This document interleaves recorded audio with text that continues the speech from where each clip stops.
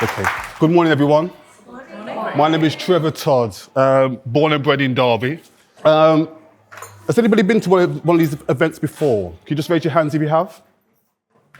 Well, as I said to the table over there, lower your expectations, please. This is my very first one, and I said to a colleague of Hannah's, I'll give it a go. So, when I was asked about coming here to talk about what it is like to be native, I initially struggled with that question. Being an African Caribbean man, I won't give you my age, but I've been around for a while. I've experienced a few things and I've seen a few things. So it's a struggle. But then Hannah shared an email with me, and in it said, one line was, where you are from shapes who you are, and understanding the traditions of your ancestors can help answer the question. Now that resonated with me, because recently I've started a kick to explore that area within our community. So I'm one of the youngest of the first generation. My parents came over here in the 50s and 60s, late 50s, early 60s, to support the rebuild of the motherland following World War II. I'm going to read through it to you from an extract in the website I've created to support Daisy, if I can get to it. So, our elders, they're the pillars of our community. Pioneers who left their homeland and settled in Derby with dreams and aspirations. They came with honest, hard-working intentions to bolster the rebuild of Britain after World War II. Our elders contributed a great deal to society. They endured so much discrimination and overt racism, substandard and overpriced living conditions, health and social welfare inequalities, the colour bar, criminal injustice. I want to calm down in a second, bear with me. Employment opportunities were limited, primarily manual labour, working long unsociable hours in factories, foundries, transport and healthcare sector, often for very low pay. So, I was brought up in that environment. One of the things our parents did when they came over here with a 5-year plan, most of them came with a 5-year plan, was to make enough money to go back home and build a home and live a better life in their homeland.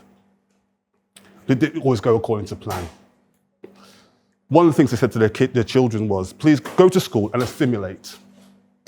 Fit in, because they've seen what the issues that they have to endure, but they have to go and earn their income. So they have to trust their kids, their education system. So please go out and fit in. But not just that, they had kids back home who they'd left behind.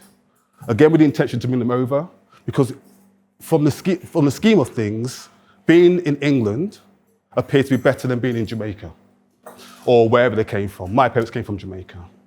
So they were adamant that coming to England was the best for them and for their families. I'm going to share a little video with you, because it wasn't just the kids over here that struggled. As I mentioned before, they had kids back in Jamaica. Sorry about this, guys, a bit slow. And they were struggling also. I'll show you a brief video of what it was like for the kids that were left back in Jamaica and their journey to these shores. You will have heard of the Windrush generation, the thousands of people who travelled from Caribbean countries to Britain after the Second World War to help rebuild the so-called mother country. So the concept and the idea of going to England was for a better life.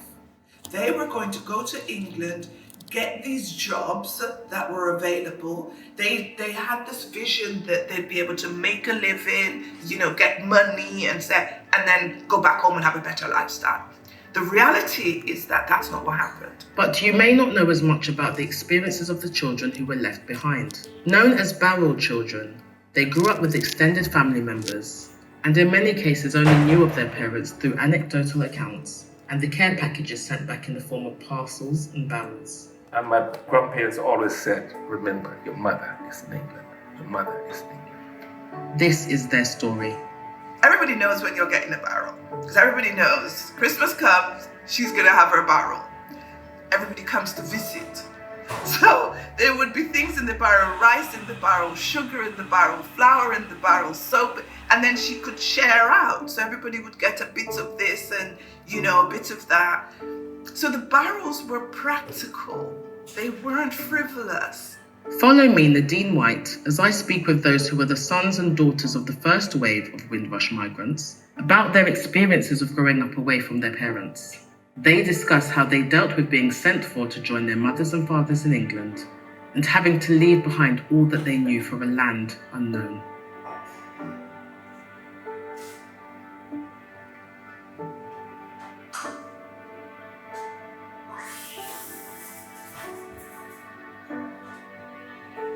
And I never forget when I came off that plane and my sister said, "There's your mom." I said, "I don't know who's this woman. I don't know them. I don't know."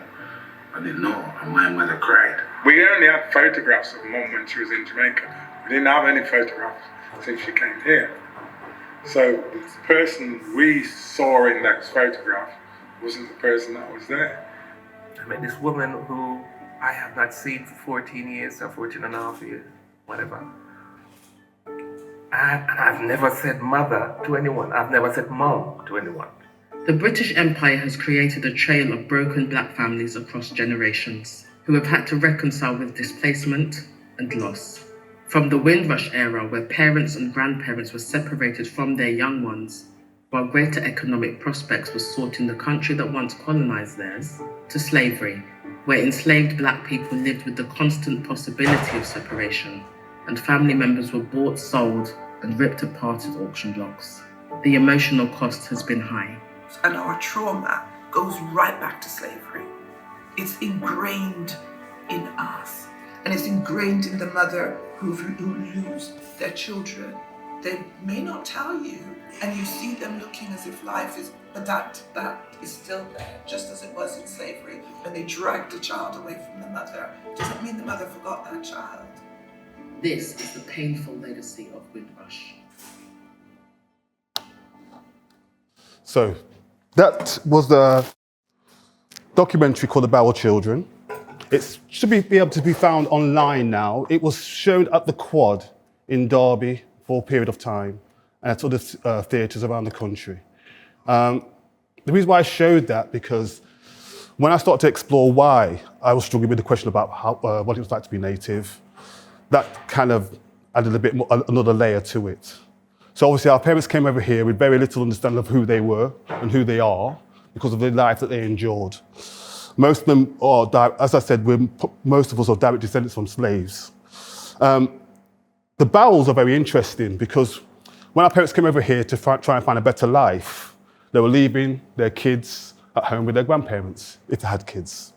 So the Barrels were really important and became a fixture and almost kept people, keep families further separated because they maintained the barrel to send it back to their homeland because it was serving a purpose. And as you saw, when it got back to their homeland, it was shared out amongst the communities. So, the trauma that we've endured, the lack of knowledge from our parents, not because it was intentional, but also because of the situations that they endured and the circumstances, has led our community in Derby and many around the country of a space of emptiness. Because there's no real understanding about who we are and where we come from, and our culture, and our heritage, and our artistry. So much so that now you find that if you've not got your head screwed on within our community, there are so many influences out there that will take you down the wrong path. Many of them. So, it's not all doom and gloom, because that was what inspired me to create Daisy. And Daisy is a new kick. I used to say CIC, but I think it's called to say kick. So, a new kick that I've created to try and support our community to achieve, not achieve, but to be better together. I do believe that we are one within our community. I do believe that our ancestral lines are very much linked. And I do believe that we can be better if we work together to try to solve some of the issues that we face. Because of the frustrations I was enduring within our community, I put on an event in Derby called Picnic in the Park. So frustrated by the lack of community, by the lack of our understanding of being together, that I said, I'm just going to try an event. And I worked with the council to put Picnic in the Park on. And if you go to the articles page on the website, you'll see a good feature about that in a video. Because not just the lack of identity that we don't have in our community, that's not the major issue. The detail is behind who are we and where do we come from. To try to address the issues that we're facing in our community, because of our historical references, because of our historical journey, because the fact that throughout that cycle, our culture and identity is stripped from us, we now find ourselves in a bit of a quagmire. Coupled with that, our elders are passing on. So one of the big issues we have in our community is talking, communicate with each other.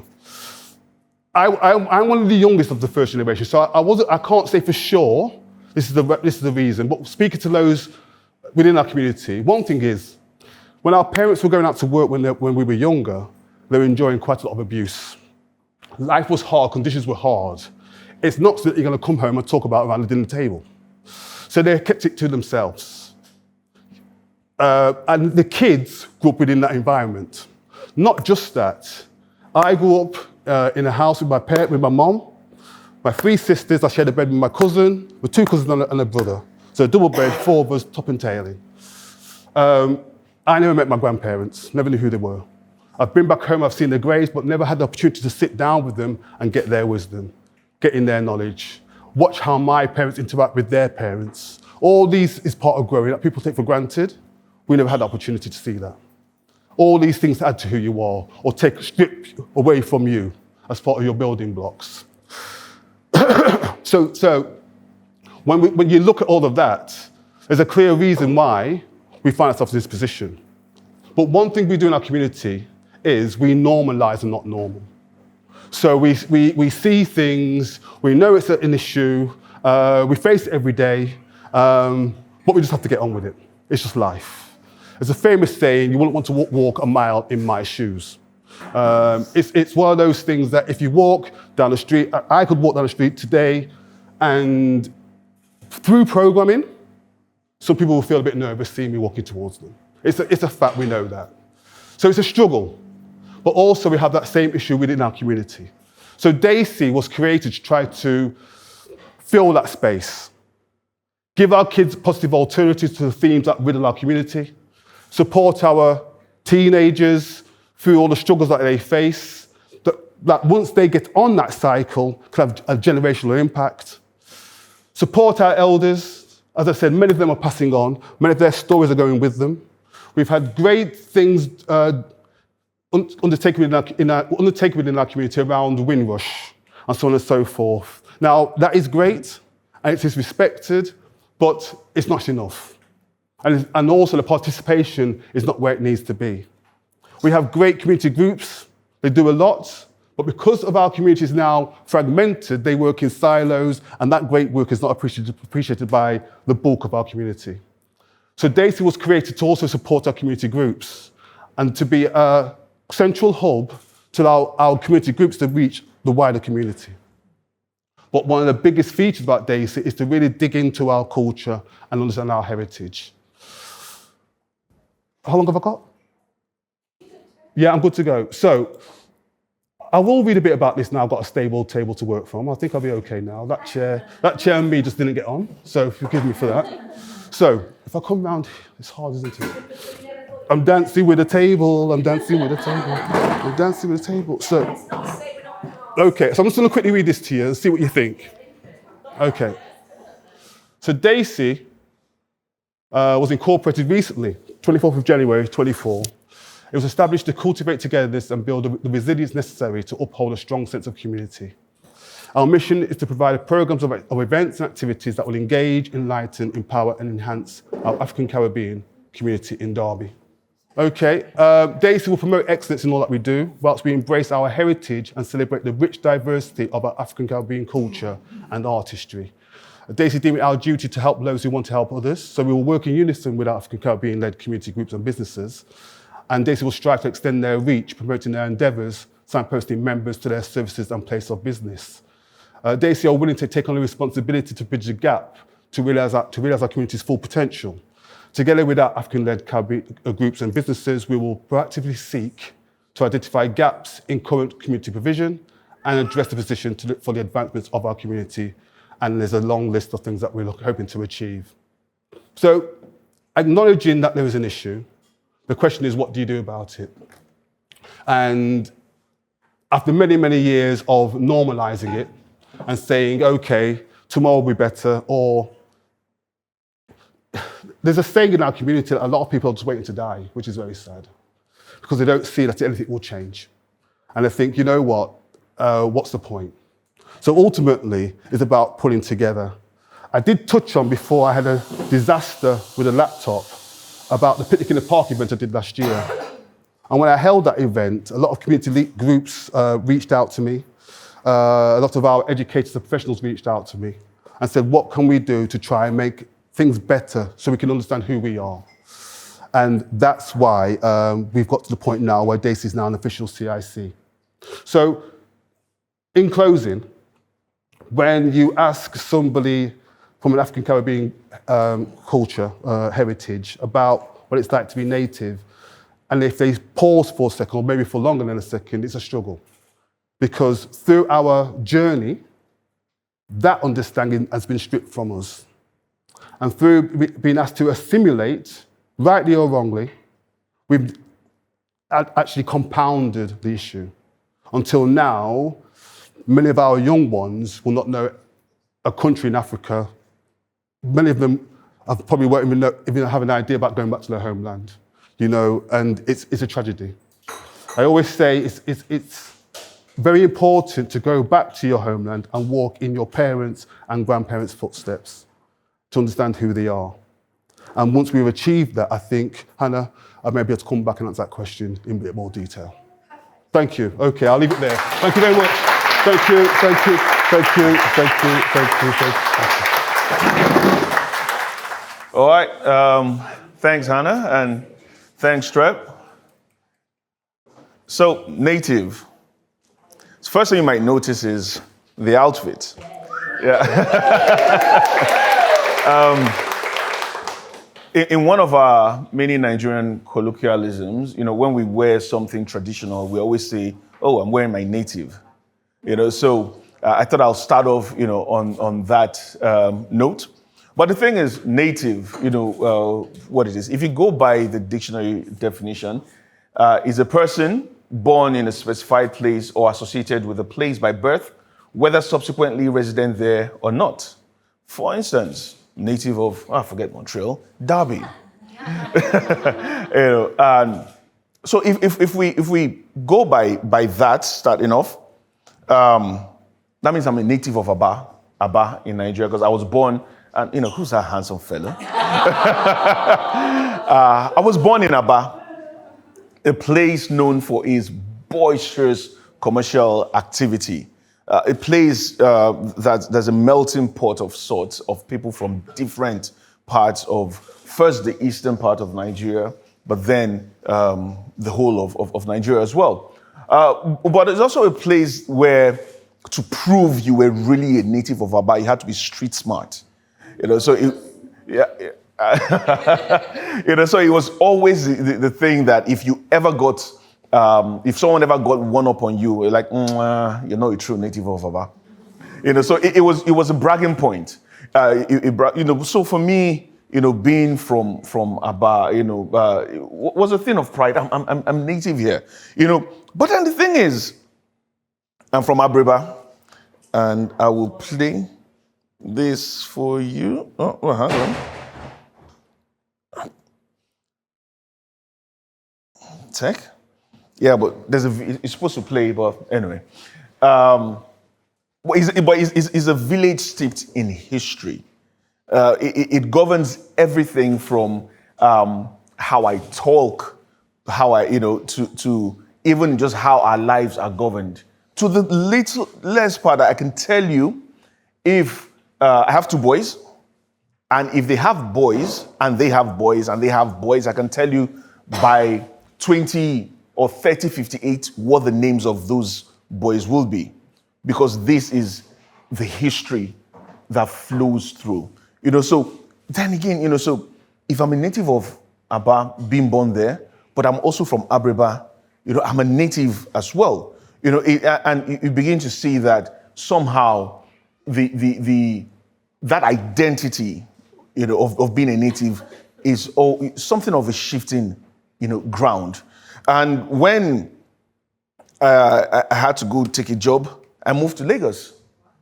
If you know London, I'm sure a lot of us are living in Derby because we can't stand London. Yeah, but if you think London is hectic, I always say that Lagos is London on crack. So that means, that just being, let me give you, it's not impossible on the streets of Lagos on any given day to see someone this dressed out on the street, having one out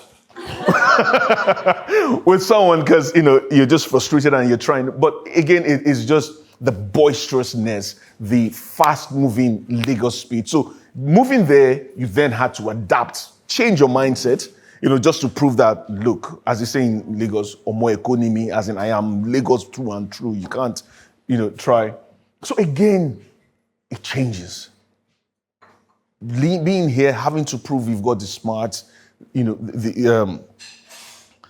But then in 2021, I moved to Derby with my family.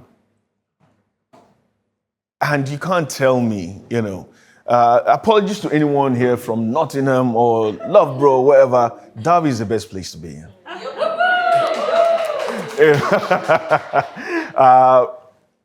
That's me, repping Derby because, Derby has welcomed me and my family. We feel at home here. Actually does remind me in many ways to Aba because of Aba rather, because Aba is as quiet in a way as Derby is, even though there's that, boisterous undertone, but it's not as hectic as, say, London. So now I find myself being a part of the landscape, of the tapestry, and being just welded to this place, in love with this place. And if you met me, and again, it's quite interesting. So I go to London or wherever, and then people ask, where are you from? And I say, oh, Derby. Because it's true. But then if we talk about, the cultural heritage, then I can say, oh yeah, I'm Nigerian, I'm this, I'm that. But the first thing that comes to my head is Derby because I love this place. So I'm a native of Derby. But I'm also an elected councillor. Yeah. Oh, thank you. Which means that when we get to the council house, or when I get to a place where we're talking about, what we can do for Derby, the first thing I do is I don't know about the rest of y'all, but Markworth and New Zealand needs to have something because that's where I represent. So I'm fighting for this ward, because for me, as an elected representative, my ward comes first.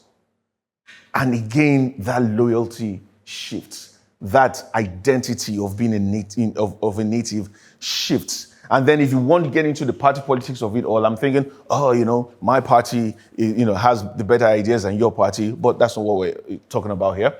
But the thing is just to show that at different points in our journey, we start to, the one thing that's supposed to be, very obvious, shifts. And I'm a Nigerian. So that means that I also embrace that identity, especially in the city of Derby, because now we've got a lot of people from the Nigerian community, making Derby their home. So how then, do I move in between these scenes? You represent Markworth in New Zealand. I'm Nigerian, but I'm also Igbo, but I also live in Derby, and this, again, it's almost like the phases of life, depending on the room where you're in. And we don't have to be, I'll get to that point, welded to that identity. But the thing is, a lot of you know me as a spoken word poet. And Carla asked if I'll do a poem today. Maybe I will. But before I go, Nikki, can you help me? What's the one food in SA that you crave but you can't find here? For me, it's a cereal, but I'm not very normal. But I think people like something like milk chocolate. It's a dessert. What was that? Milk tart. Milk tart. There's something called an egg tart here, but it's not quite the same as Ah. milk tart in South Africa. All right. So I asked her that because in one, yeah, there's wisdom that cannot be passed down with words. Things that remind you of home in sweet, secret tones, subtle yet sharp. Pulling you back when you forget, like milk tarts. And our people say, when you agree to something, your God does too, because it's not given to another to carve your path. Sometimes you must walk alone, shun the light, and make the darkness home. If you want to get the rest of that, we'll talk later. I've got my poems on. Yes, I just wanted to slip that in.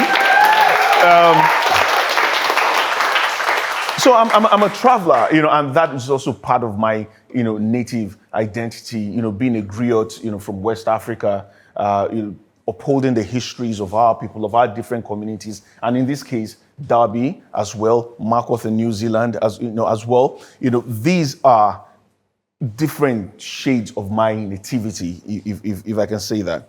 And this led to us creating a CIC called the Insibidi Project, which hopes to, with the aim of upholding art, heritage, and culture of the Igbo community in the UK, and just expounding that. And we have an exhibition coming up where we sort of like talk through these ideas of just our worldview, and it's called. I'll get to that, but the exhibition is called Ojemba. Now, Ojemba, there's a saying, there's an Igbo saying, Ojembe Nwilo, the traveler makes no enemies.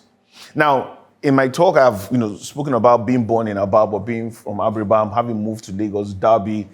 At every point in my life, there's been that travel.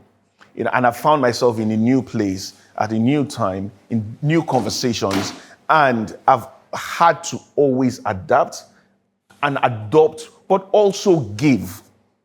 This is, I believe, the true essence of nativity. Being able to be a part of, but also to take. So it's a push and pull. You don't lose who you are, but you also don't close it off to the rest of the world. You don't maintain just who you are. You absorb, but you give as well. And in so doing, you hold on to this saying, by our elders, that the traveler makes no enemies. You are at peace with everyone, wherever you are. And that is, as I said earlier, the Insibidi Project CIC, created to advance the culture, arts, and histories of the Igbo people. And we have an exhibition on March 16th to April 20th at Small Print Company. Please come and let's talk about, let's just talk about what, the things that make us and how really we are all in our native identities a part of each other, and that the things that unite us are much more than the things that seemingly separate us. And in so doing, we find out that being a native is not just about one place, but it's also about the state of mind. Thank you.